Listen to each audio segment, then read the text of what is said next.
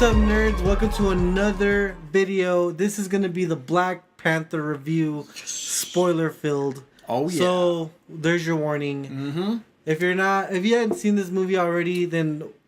Why are you here? Are you alive? Or are you dead? You should be on your second viewing. Yeah, no kidding. Third, whatever. Yeah. Of Black Panther. Black Panther. Let's talk about it. Let's talk about it. So I loved it. I want to talk first about expectations. Okay. When I first heard about Black Panther, I was already excited because I'm a Black Panther fan. I love the comic books by Stan Lee and Jack Kirby and everything they've done with him since then. Yeah. He is one of the biggest heroes, part of the Illuminati even. He's just huge. Illuminati is no reference to a group that's in the comic books, including Doctor Strange, Iron Man, Mr. Fantastic, all these awesome people. And Professor X also, no? That's what I said. Oh, I didn't hear that. Oh, well, anyway, so Black Panther's awesome. So then we start getting these rave reviews of Black Panther and how amazing it is. 10 stars, best film of the decade, and I'm freaking out. I don't know. I didn't hear that. Well, I'm freaking out. Who are you hearing this from? Like, I want to know. From everyone. I wanted to see this review. Like, I'm gonna find best movie of the decade. Well, okay. Anyway, expectations were high, and Martin knows me. When I go into a movie and there's high expectations, I'm worried because I don't want it to be below. I want to meet them. I want it to be over that. Mm-hmm. So I freaked out naturally. Happened when Departed came out. My expectations were high, and they fell just... I mean, it was a great movie, but it fell short. Black Panther, I was afraid of that happening. Mm-hmm. It didn't. Within the first 20, 30 minutes, I was like, this movie's awesome. Absolutely. And we're going to talk about why. Yeah. I mean, this movie broke all kinds of records. Oh, yeah. Opening weekend, it's $201 million. $201.7 million. Okay, 0.7 million. Biggest February opening in history. Oh, yeah. I mean, this movie is going to make... I hope it hits $1 billion. It looks like it might be on track for $1 billion. It was awesome, man. Like, but, although, I also went in with these expectations. Like, people are saying that it was a great film, that they love it, it's the best Marvel movie in a while. Mm-hmm. And, you know, for the most part, I agree with some of what they were saying. But I want to say that I loved this movie. Mm-hmm. I didn't love it like other people loved it. Okay. You know what I mean? Like, I feel like there's some kind of movement behind it. Big time. And for some reason, I don't see it. You know what I mean? You don't like, see the movement? No, like, I love the movie, but, like, I'm just, like... We'll get a little bit deeper in that conversation. Yeah. But first, tell me why you liked it. Oh, man. Well, lots of action. A lot of action. And one of the best movie villains in a long time. Yep. Not just even Marvel. Like, just movie villains. Like... Killmonger was by Michael B. Jordan was incredible. Oh yeah, very believable. Very like intense. I didn't think it was gonna be so intense. You know, like all the scarring on his body. It was just crazy. I mean, he was a killer. He's Killmonger. Yeah, you know? and so crazy. Michael B. Jordan was amazing as Killmonger, and what makes Killmonger one of the best villains, even just in film, but I mean mostly in MCU, is that he had a history. He had something that we could relate to. We saw where he came from. We saw his true feelings of where he stood in life, how he really felt about his father, what he felt he deserved, and things that were taken away from him in his life, all the way up to the finale where he just could not let go of the fact that the world is against him and his people. Mm-hmm. And all the way to the end where he's like, you know, I'm not going to be imprisoned. I would rather die. And that's like a lot of people's mentality in real world, you know, and that's what makes Black Panther a movement and different, is that it's grounded in reality and it's serving as a platform. In the moral senses. In the emotional senses? In the emotional senses, yeah, I gotcha. where people actually do come from. Yeah. But let's get into that later. I actually loved all the people that were in this movie. And like it was surprising. I'm like, oh shit, the guy from This Is Us, and the guy from Get Out, and Angela Bassett, and Lupita Nyong'o, and Forrest Whitaker. Well, exactly. Okay, now that was okay. A little nitpick. This has nothing to do with the quality of the movie. I love the movie. The nitpick though for me is like. Because it makes me feel old. Because I was alive in 1992. Yeah. Okay? So, I feel like the people that I knew growing up, like that I saw as grown-ups in 1992, more or less look the same now. Mm-hmm. But, like, Forrest Whitaker went from, like, this teenager, or, like, a guy in his early 20s or late 20s or early 30s or whatever, to Forrest Whitaker. Yeah, but what about King T'Chaka? No, that's what I mean. That kind of threw me like they were at least in their late 30s, 40s in 1992. No, they were not. Yeah, they were. No, they weren't. T'Chaka looked like he was T'Chaka. No. T'Chaka is Black Panther. You're not talking about Black Panther. You're talking about his father. T'Chaka is the father. T'Challa is the son. T'Challa. Yeah. Okay. Yes. Okay.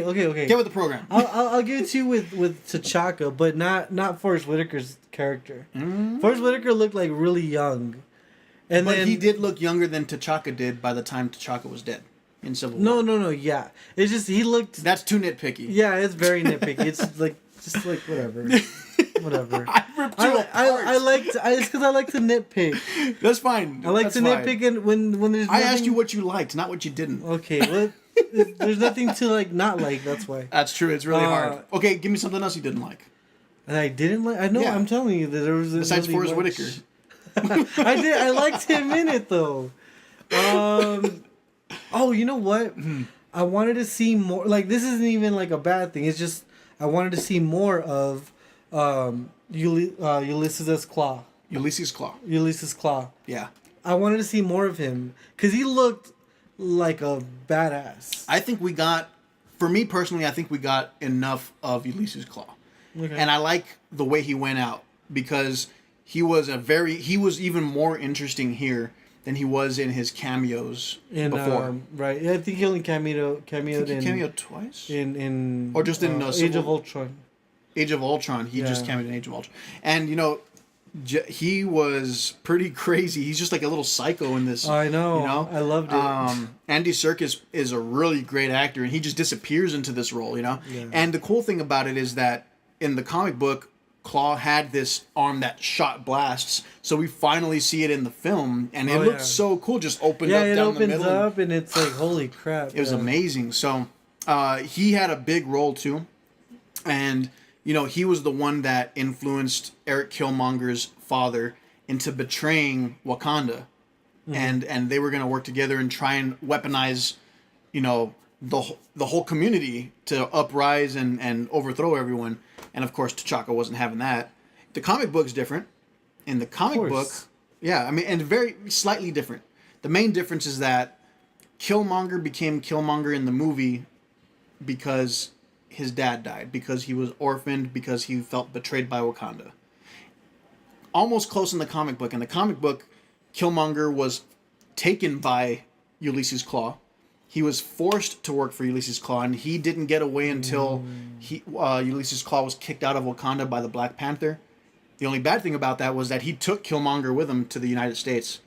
Killmonger changed his name to Killmonger from his original name. Then he became a bad guy. He was still an orphan. And he still felt like he was the rightful heir to the Wakandan throne. And same concept, too, because they both went back and they wanted to challenge Black Panther T'Challa and take over. And that's another thing I loved about this was the way they challenged them. Mm-hmm. All the different tribes. Yeah. And each one will have, like, their own warrior. M'Baku was awesome. It's intense. And especially when... the first fight was intense. Yeah, but then M'Baku was the first fighter. Yeah, but then when it got to Killmonger challenging, that was very intense. And I'm like, oh my god. You actually feel threatened. Yeah, because you're like, oh shoot. But I mean, I knew already that he wasn't gonna die, but man, he kicked his ass. Yeah, he left him for dead. Basically. Yeah. And then his family watched helplessly. And then he just throws them over the waterfall. Like, whatever. And actually, in the comic book, the difference in this was there was a fight between them in the comic. Same way, same ritual. The only difference was that Killmonger had a pet leopard. And he... it was named Prey was the name of it, and both of them attacked T'Challa and killed T'Challa supposedly until T'Challa comes back. Yeah. But yeah, I mean that was intense. That was like when you really felt threatened, and I think the moment that I really connected with Killmonger was when he went under, when he took the plant, and he saw his father again as a kid, and then as an adult, and his father just felt this pain that he failed his son.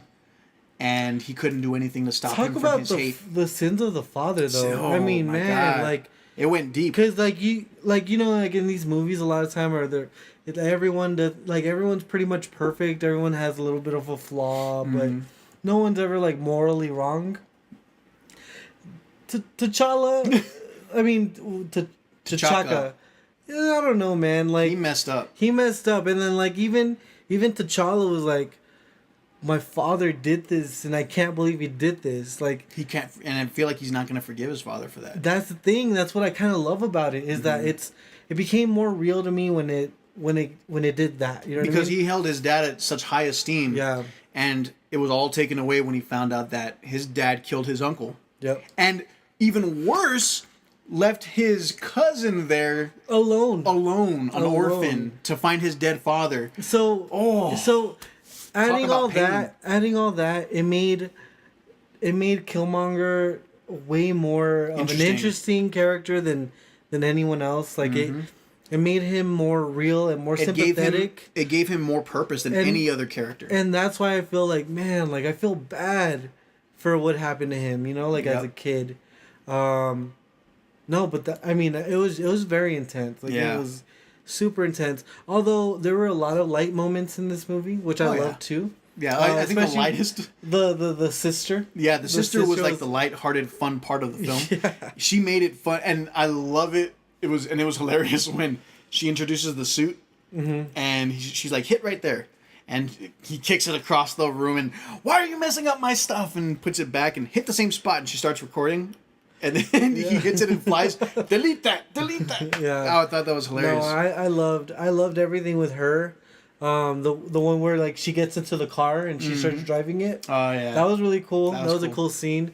I've heard a lot of people say that when they go into Korea and they go to that secret casino, it's very much like a James Bond. Oh yeah. It was very James Bondy, I guess. Yep. I love that too.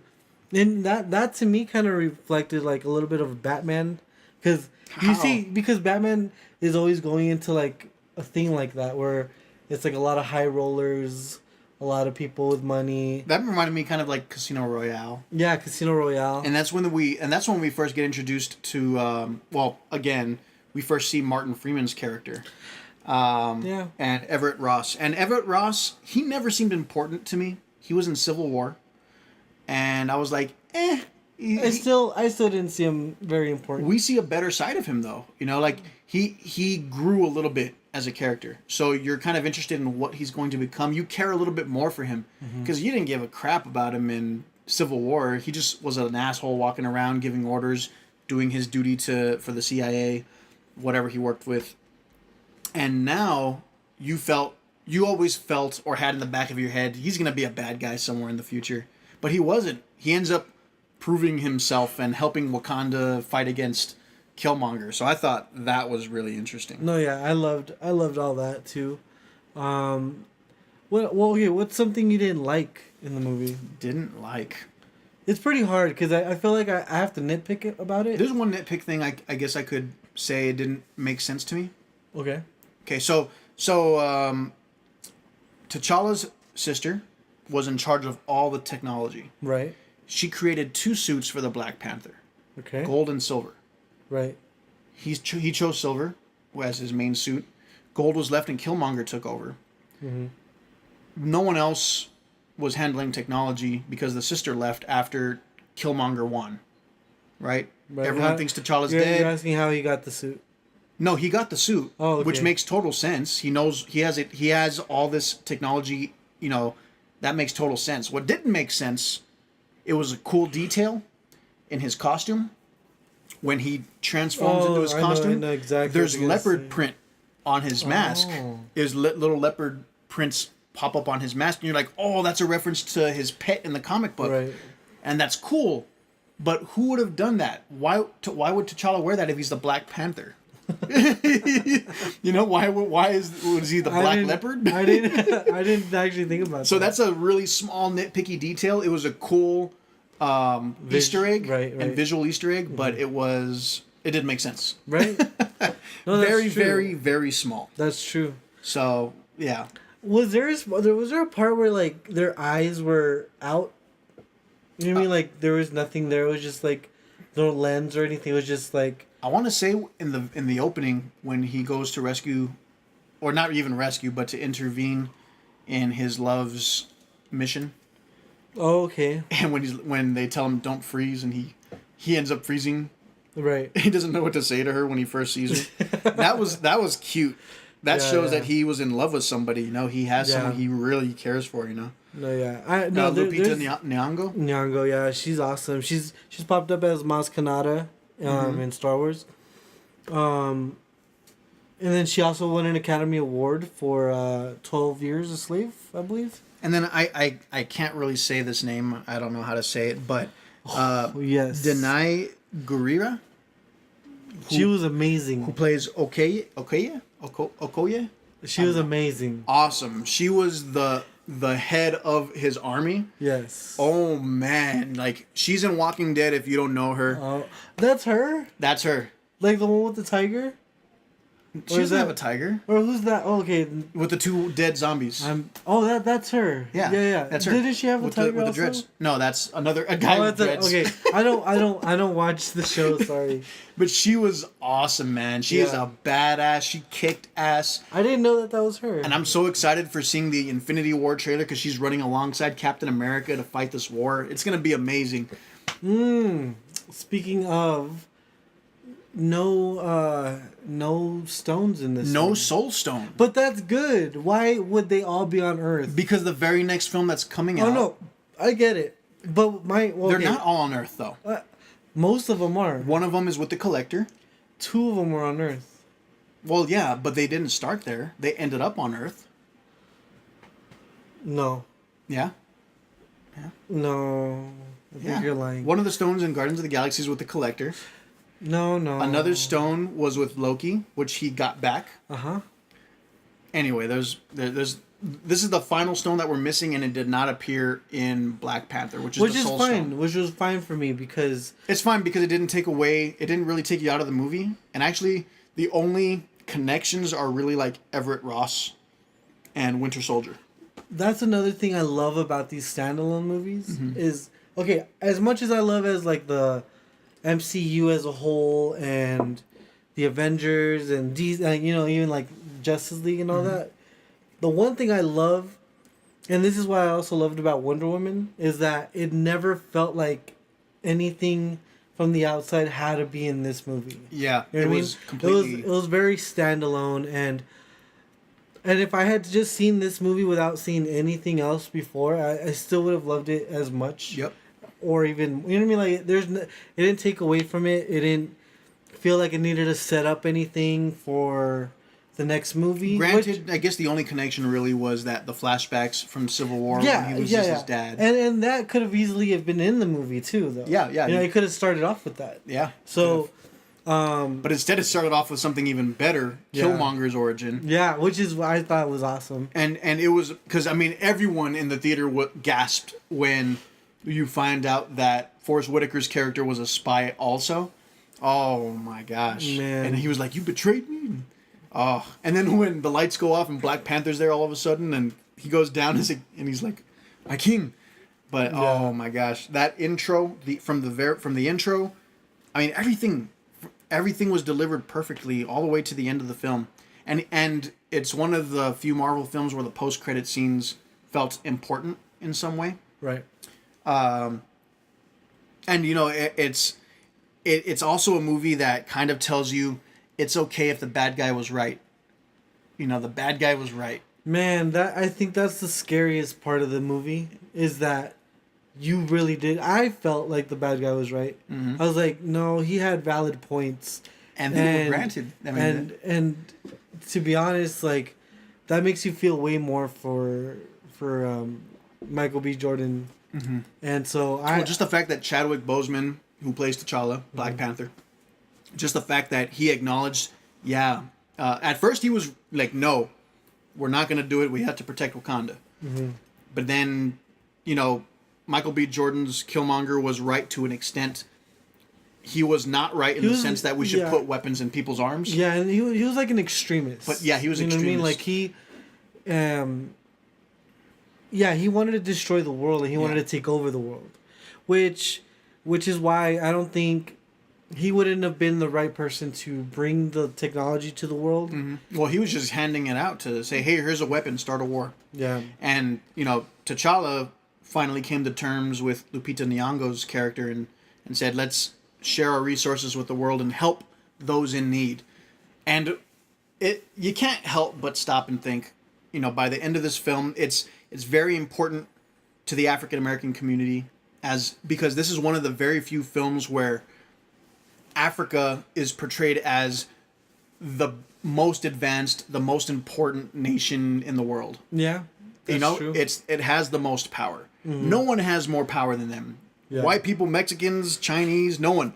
You know, that's what makes the movie important, and the cultural effects of it, and even more than that, it goes even deeper. It gets deeper into morals and civil rights and what's right, what's wrong, and sharing resources, and should we protect ourselves? Should we help others?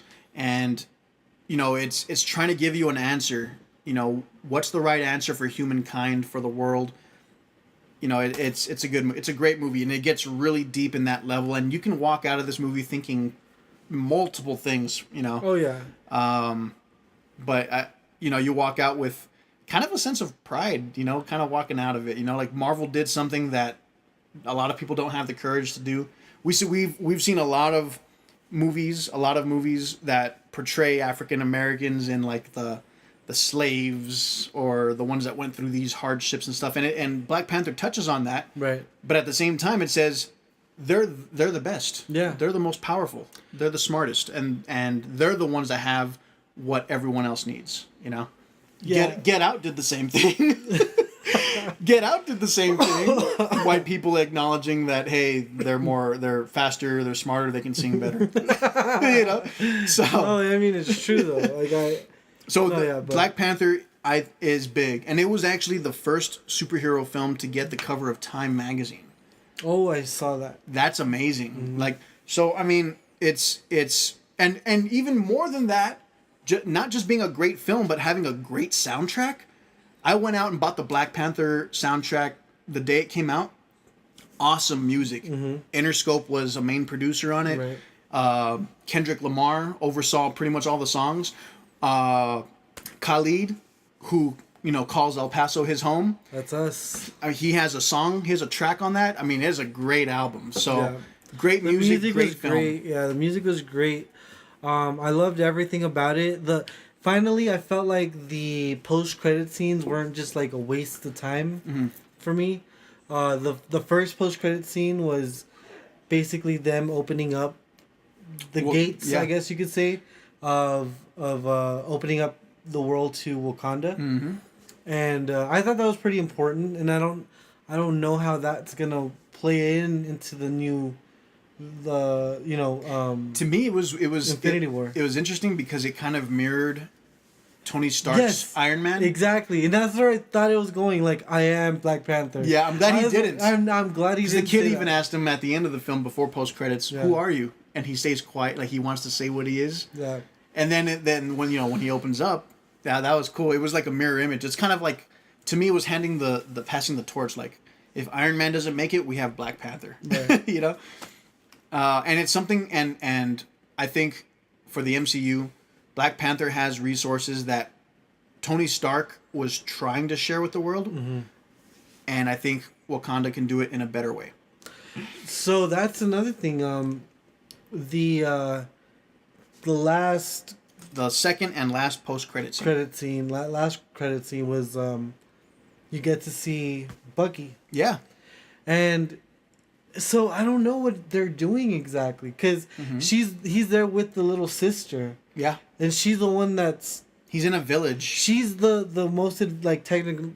She's a genius. Mm-hmm. You know what I mean? Like, she is more... She's way smarter than Tony Stark, than anybody in the world.